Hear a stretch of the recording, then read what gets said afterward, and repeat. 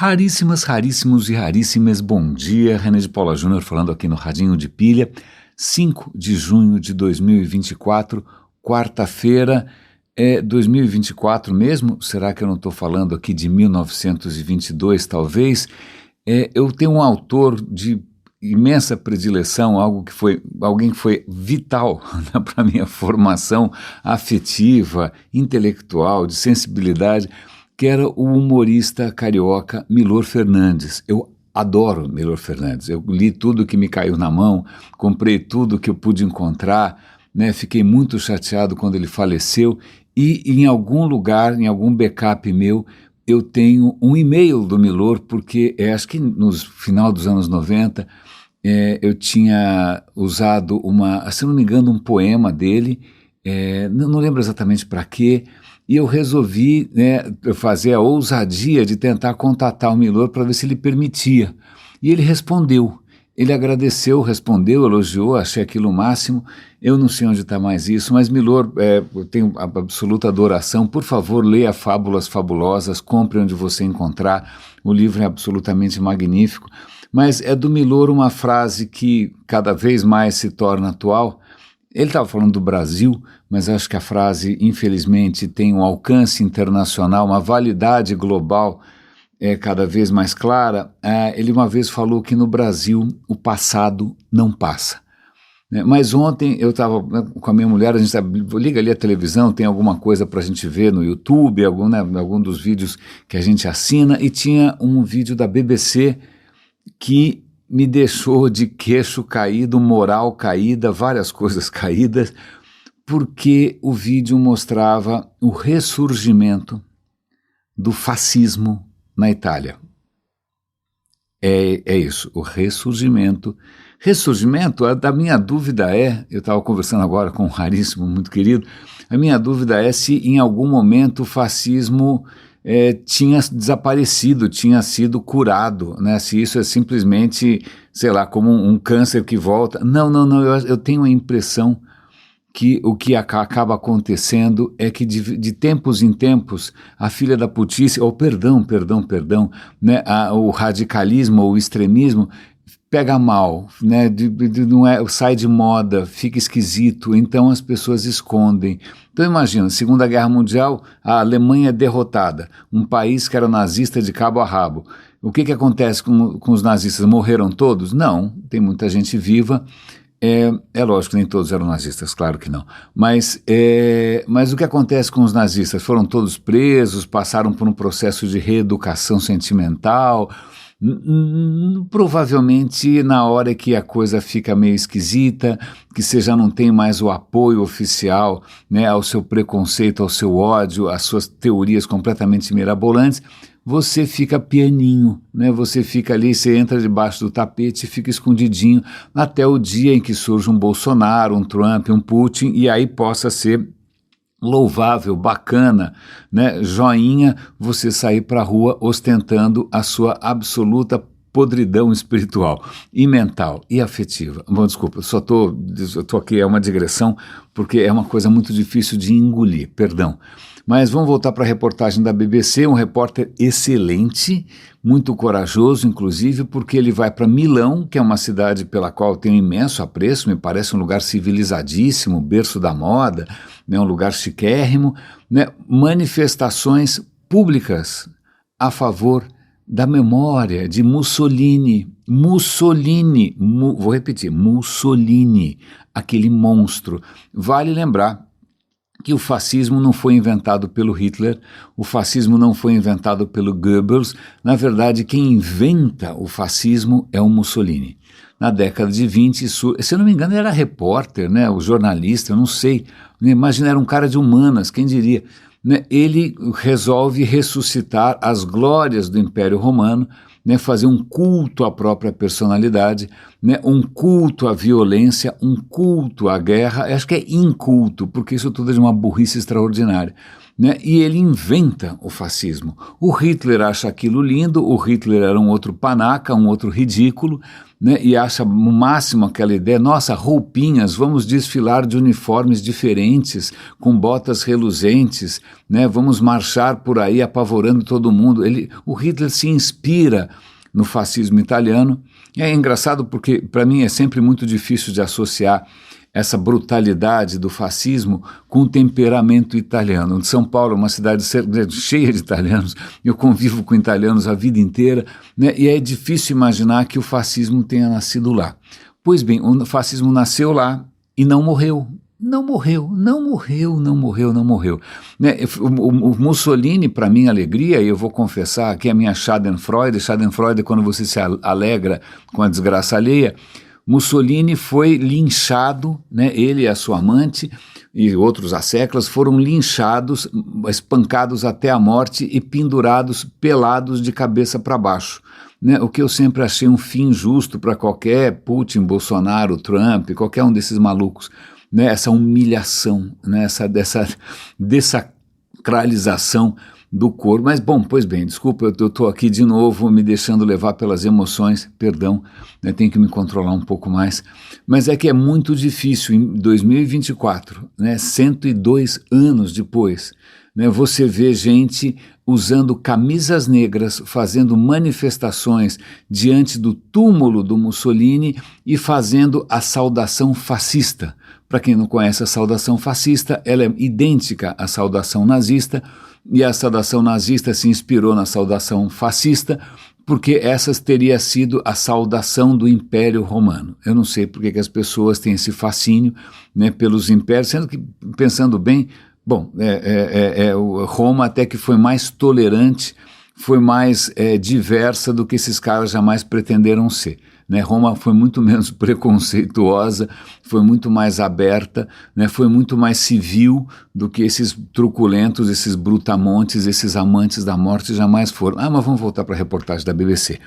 Porque na reportagem da BBC, o repórter entrevista políticos que se confessam, com orgulho inclusive, né, se professam, vamos chamar assim, como fascistas, como admiradores do Mussolini. E quando o repórter fala, peraí, o Mussolini é um criminoso, né? Ele deportou judeus para campos de concentração, ele suprimiu a liberdade de imprensa. Aí as pessoas vão falar, não, isso é narrativa, veja, eu me orgulharia de todas as ideias do Mussolini hoje em dia, porque ele fez esse país crescer, ele colocou esse país em ordem, é disso que a gente precisa, né? Então pessoas comuns, ele entrevista nessa manifestação na frente do cemitério onde está o Mussolini, uma senhorinha que parece uma figura agradabilíssima, né, que você convidaria para um café, ela batendo no peito ali, dizendo, não, eu admiro Mussolini, precisamos de mais Mussolinis, não é? E aí isso é de cabo a rabo, desde políticos, partidos políticos, até o populacho ainda se manifestando como adoradores, né, cultuando a memória de um absoluto monstro. E uma coisa que eu estava conversando com a minha mulher ontem, que é o que me causa mais espanto, porque assim, haver Mussolinis, haver Trumps, haver Bolsonaros, haver Lulas, que são essas figuras aberrantes, que são figuras notoriamente com sociopatia, impostores, ok, né? O mundo tem 8 bilhões de habitantes, é normal que apareçam umas figuras dessa, até aí tudo bem. O problema é que muita gente aplaude, muita gente apoia, muita gente elege, né? E o que eu conversando ontem à noite, tentando assimilar, tentando digerir uma coisa tão indigesta, eu comentei com a minha mulher aquilo que realmente me perturba, me tira o sono. A questão é, como que alguém olha para um completo imbecil como Mussolini, uma figura estranha, esquisita, né? Você olha para o cara e fala, esse é louco, esse cara é um impostor, esse cara é um maníaco, né? Como é que as pessoas olham para uma figura como essa e não dão risada e admiram? E o mesmo vale para o Trump. Assim, quando eu vejo o Trump, me dá ânsia de vômito, porque é uma figura simplesmente asquerosa, né? E passando essa primeira reação gastrohepática, eu dá vontade de rir, porque falei, isso é um palhaço, isso é um bufão, isso é um completo impostor. Como é que alguém né? Como é que as pessoas não estão vendo que o que está ali na frente é um bozo, né? A mesma coisa para o Bolsonaro, a mesma coisa para o Lula. Todos eles, pelo menos para mim, eu bato o olho e falo, são impostores. Esse cara está ali fazendo um personagem, sei lá o que ele está fazendo, está tentando enganar você, está tentando vender um peixe que não existe, né? Mas o que me deixa completamente desconcertado é que metade das pessoas vão achar lindo, não vão perceber, não vão notar, né? Não tem nenhum tipo de reação imunológica, nenhum tipo de reação, né, de defesa diante de um impostor grotesco. Isso vale para a esquerda e para a direita. Vale lembrar que na Rússia os caras estão voltando a cultuar Stalin. Stalin é nossa, um monstro horroroso, né? Como cultuar Mao Tse Tung, outra figura completamente perturbada, nefasta, né? Por quê? O que acontece? Não tem jeito, porque imagina, passaram-se 100 anos. 100 anos atrás se podia falar que a manipulação era mais fácil, porque você tinha as fontes de informação não eram livres, você tinha a indústria de comunicação de massa nascendo, o rádio, então o rádio era muito fácil de ser manipulado, como Hitler manipulou. Você tem a lavagem cerebral feita pela propaganda do governo, né? Mas o que acontece é que você tem o trauma da Segunda Guerra, que é uma coisa absolutamente medonha, né? A Europa, que era o berço da civilização, está lá, um estrangulando o outro, matando milhões de judeus e matando, é uma coisa para parar, ok, não vamos mais fazer isso, né? E aí depois vem toda uma onda de direitos humanos, de direitos civis, de liberdade de imprensa, de transparência, né? De leis, de normas para coibir, coagir esse tipo, para que a gente não cair novamente na mesma lama, né? Aí você fala, bom, fizemos progressos, né? Você passa a ter jornais que são mais profissionais e são mais confiáveis, você tem proteção ao jornalismo, você tem um monte de coisa. E o que acontece é que isso dura pouco, porque aparentemente a noção de verdade, ou a noção até mesmo da missão do jornalismo, da transparência, aparentemente não interessam com tanta gente assim, né? Basta ver quantas pessoas entre os seus amigos assinam qualquer tipo de jornal, né? Quantas assinam e quantos jornais elas assinam. Então, quando eu, agora nessa conversa matinal com o Raríssimo, a conversa descambou um pouco para a questão da pós-verdade, como se a gente tivesse entrado num período anômalo, um período excepcional de solução eu acho que, não sei, para mim é o contrário. Para mim, o período que a gente poderia associar à verdade, ao jornalismo, à transparência, né, à honestidade, ele foi um breve suspiro, foi um breve soluço, né? Eu acho que ele começa, acho que com os horrores do século XX, mas o que não fez sucesso, a coisa não para em pé, o modelo de negócio não funciona, né, porque as pessoas aparentemente preferem babar ovo e delegar poder e votar e eleger figuras que não passam no teste do riso, né? Figuras que deveriam provocar acessos de vômito, né? E a narrativa é mais legal, toda narrativa é mais legal, né? O bom de narrativa é isso, narrativa é mais emocionante, ela coloca você numa posição privilegiada, né? Ela coloca a culpa nos outros, né? Os outros são obviamente inferiores, não é como você, uma figura, né, que merece todos, por direito divino, merece tudo que você tem e gostaria de ter, né? Narrativas são muito mais legais, são muito mais poéticas, você pode pensar em alinhamentos astrológicos, você pode pensar em intervenções divinas. O Modi, o candidato na Índia, não está dizendo que ele é um candidato por uma missão divina, a mesma coisa que acho que o Bolsonaro já deve ter dito.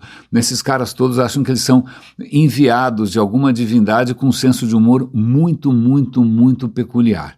Um senso de humor, se divindade está fazendo isso, lamento informar, mas essa divindade tem um senso de humor tóxico, né? Então, desculpa, o desabafo é porque faz tempo, já estou até aqui hesitando, gaguejando, faz tempo que os países mais, sei lá, mais tranquilos, mais admiráveis da Europa começaram a mostrar sinais de extremismo, de extrema-direita, de preconceito, né? Você vê isso na Holanda, imagina, Holanda, você vê isso na França, você vê isso na Espanha, né? Você vê isso agora na Itália, ressuscitando alguém que sei lá, com mínimo de estudo, com mínimo de entendimento, você reconhece que o cara foi um absoluto gol contra na história do Ocidente, né? O cara abriu as portas do inferno, o cara foi para o inferno e abraçou o diabo, e esse cara volta, né? E a gente vê aqui, eu estou pensando agora, desculpa essa reflexão, essa terapia de grupo aqui,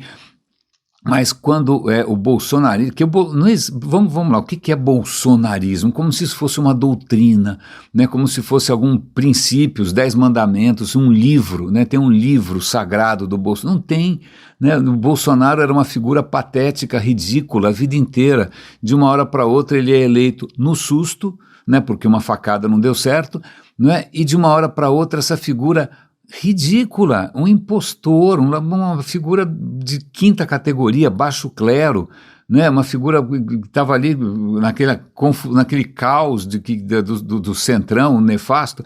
Pois bem, essa figura de uma hora para outra vira um Messias, né? Vira um Messias e polariza um país inteiro, e de repente gente que teve mais estudo do que eu, gente que teve mais sucesso do que eu, gente que tem mais, sei lá, mais reputação do que eu, está ali batendo no peito, defendendo uma figura que simplesmente asquerosa, né? E como se aquilo fosse uma ideologia, como se aquilo fosse...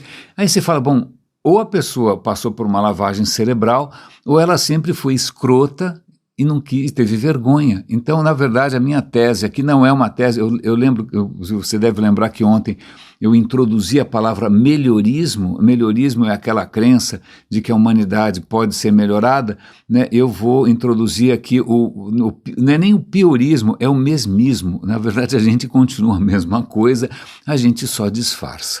Né? A gente só disfarça. As pessoas que eram preconceituosas aprenderam a disfarçar. As pessoas que não gostavam disso ou daquilo aprenderam a disfarçar, não é? E as pessoas agora que de repente sempre tiveram horror à diversidade sexual, agora estão tendo que, né, segurar um pouco a onda porque não pega bem, mas aí elas não aguentam e vão acabar votando nas pessoas mais escrotas possíveis para poder, né, eu quero ter direito à minha própria estupidez. Desculpe, é que realmente esse é um radinho um pouco fora da curva, fora do normal, mas é que eu vou dar o link para vocês, como sempre está na descrição desse episódio, em qualquer plataforma, né? Está no radinhodepilha.com, está no nosso canal no Telegram, está no nosso canal no WhatsApp, eu vou dar o link para a reportagem da BBC.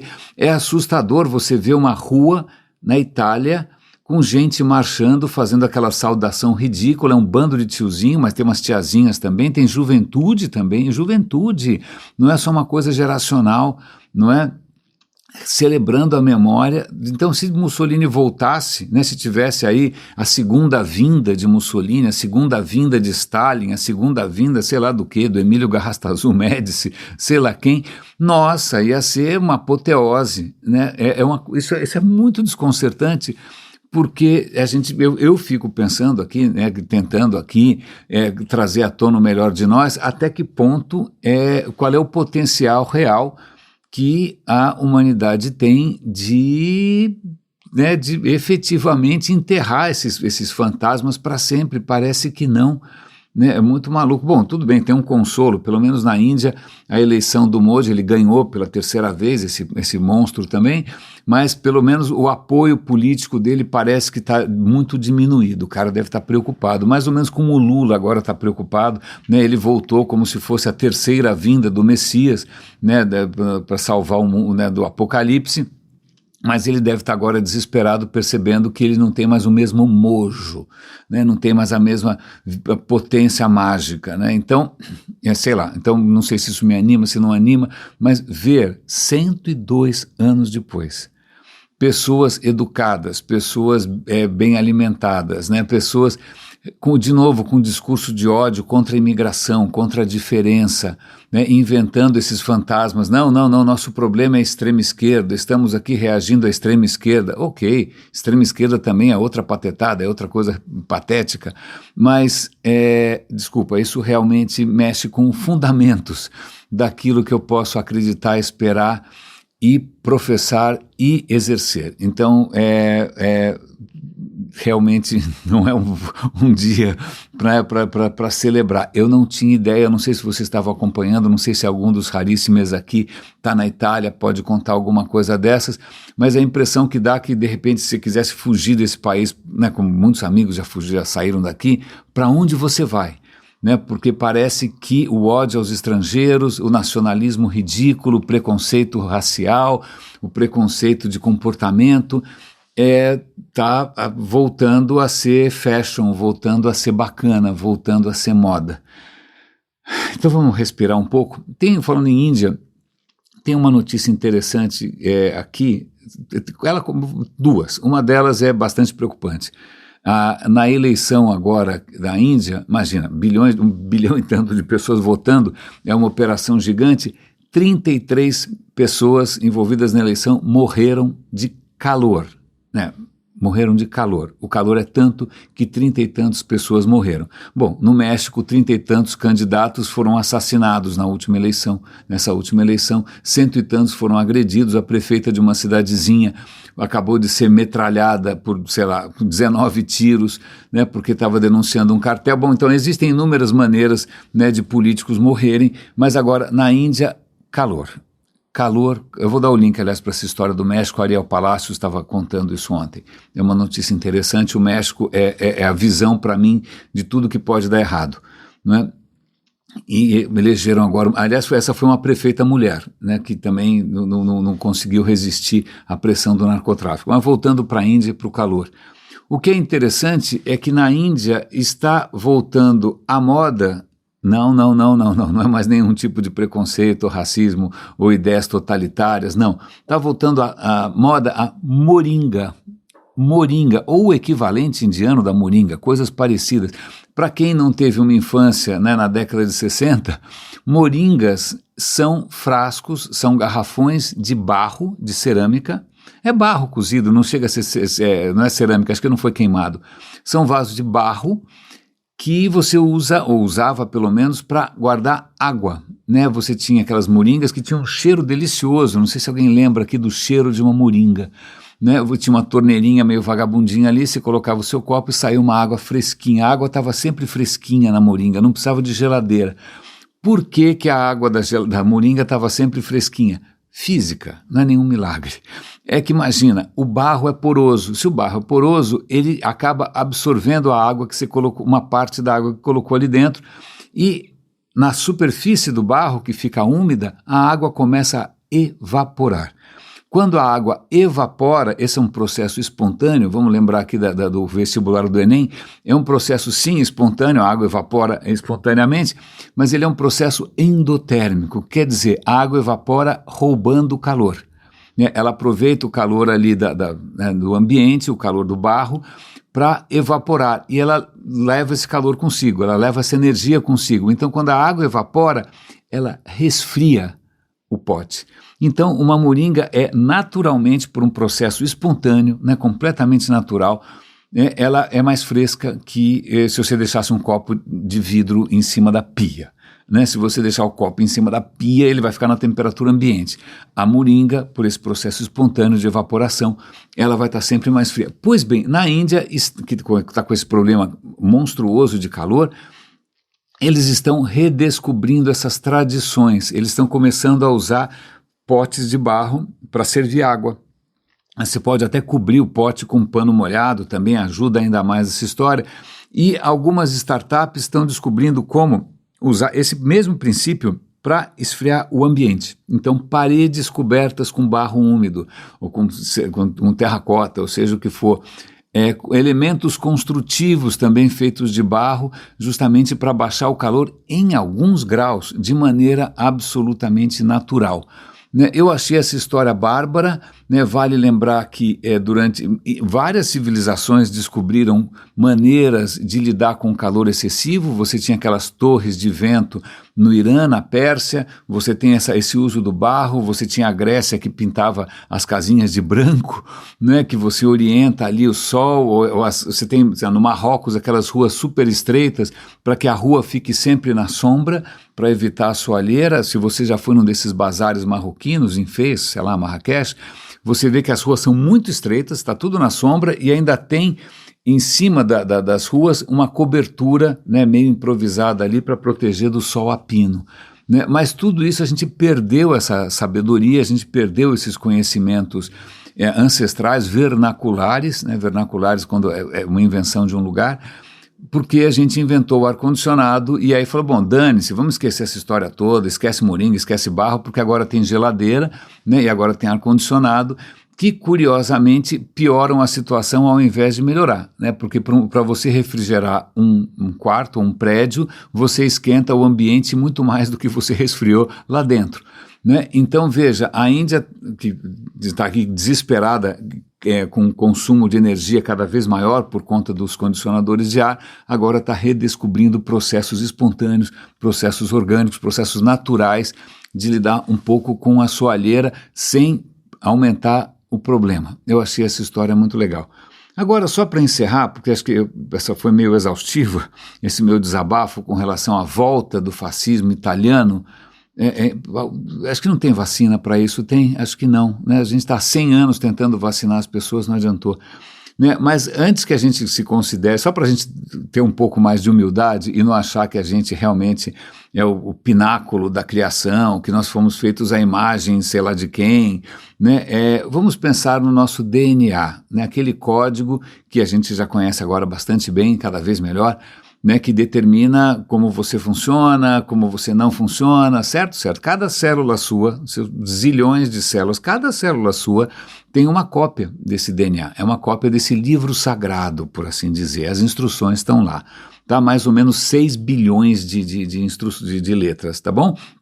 Se você fosse estender o seu magnífico DNA, você pega uma célulazinha sua, desembrulha ali, se você estender o DNA, que é quase invisível, ele ficaria quase com 2 metros. Puxa vida, né? Cada célula sua tem 2 metros de instrução.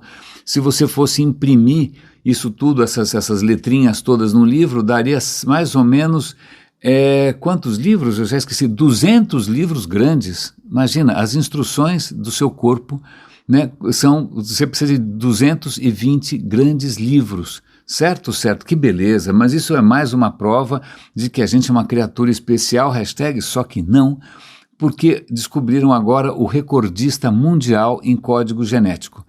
Existe uma criatura com um código genético muito maior que o nosso. Quando eu digo muito maior que o nosso, é 50 vezes maior que o nosso. Tá bom? Se você precisa de 6 livros para fazer o código humano, você precisa de 220 livros para fazer o código dessa criaturinha. Né? Se o teu DNA dá 2 metros, o dessa criatura dá 110 metros, 50 vezes mais instruções genéticas. Meu Deus, o que é isso? É uma divindade? É uma super criatura? É um invasor alienígena? Não, é uma samambaia. Sim, descobriram uma samambaia, e não é que é uma super samambaia, é uma samambaia bastante inexpressiva, né? Que o código genético dela, planta faz muito disso, planta às vezes duplica, triplica, na hora que ela vai fazendo ali o código dela, por alguma razão qualquer, ela fica duplicando a torta e a direita. Pois bem, então antes que você se considere ali, né, o topo da criação, né, muito mais valioso, muito mais digno do que todo o resto do planeta, pense que uma samambaia tem um código genético 50 vezes maior que o seu. Não é muito interessante essa história? Eu sei que não tem nada a ver com nada, não quer dizer nada, uma samambaia continua sendo uma samambaia. Né? Eu só fico pensando que alterações do nosso código genético poderiam tornar a gente um pouquinho menos propenso, né? Um pouquinho menos, enganável, um pouquinho menos suscetível à manipulação por gente que eu continuo sem entender como que alguém não olha para o Bolsonaro e acha ridículo, como que alguém olha para o Lula e não acha que é um impostor, como é que alguém olha para o Putin e não vê ali um assassino completamente desalmado, como é que alguém olha para o Trump e não vê naquilo praticamente o Coringa do Batman. Né? Eu não sei em que parte do nosso DNA, será que samambaia cai nessas, não tenho certeza. Eu termino esse episódio bastante confuso, vou ter que processar essas informações, vou ter que digerir e vou ter que tentar achar algum caminho para continuar acreditando no melhorismo, achando que de repente a gente, mesmo que num esforço um pouco quixotesco, a gente consiga trazer à tona o melhor de todos nós. Raríssimas, raríssimos e raríssimes, um grande abraço, cuidem-se e até amanhã.